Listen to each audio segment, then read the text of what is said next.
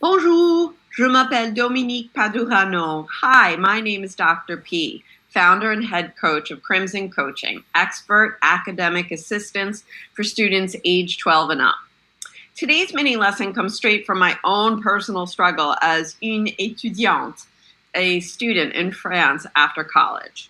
While having dinner with my host family in Tours, my host mother took to correcting my pronunciation of the sound U. She said that I was saying ooh, which in French is a completely different sound. But since I couldn't even hear the difference, there was no way that I'd be able to actually speak the difference when I was speaking French.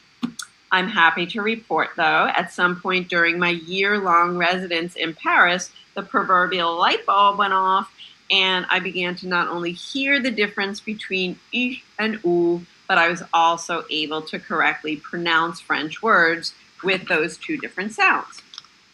Since one of the biggest stumbling blocks for early students of French is pronunciation, I thought I'd review how an English speaker might best learn and make those sounds. First, the harder of the two sounds, at least for me, was "u."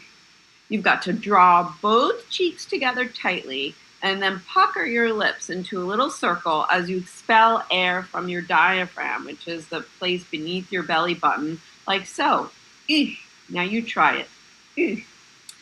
Some words that employ this sound "u" are aigu, as in accent aigu, and reçu, as in the past participle of recevoir, which means received.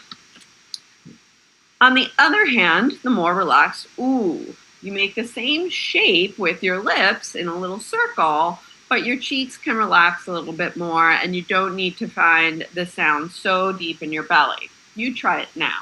Ooh. Some words that use this sound are chouchou, which of course is a term of endearment that is loosely translated as pet, and bijou, which means jewel or jewelry. And of course, if you'd like to try to combine the two sounds into a phrase that most gals adore, try bijou reçu, jewels received. And there you have the difference between "u" and "ou." Until next time, au revoir.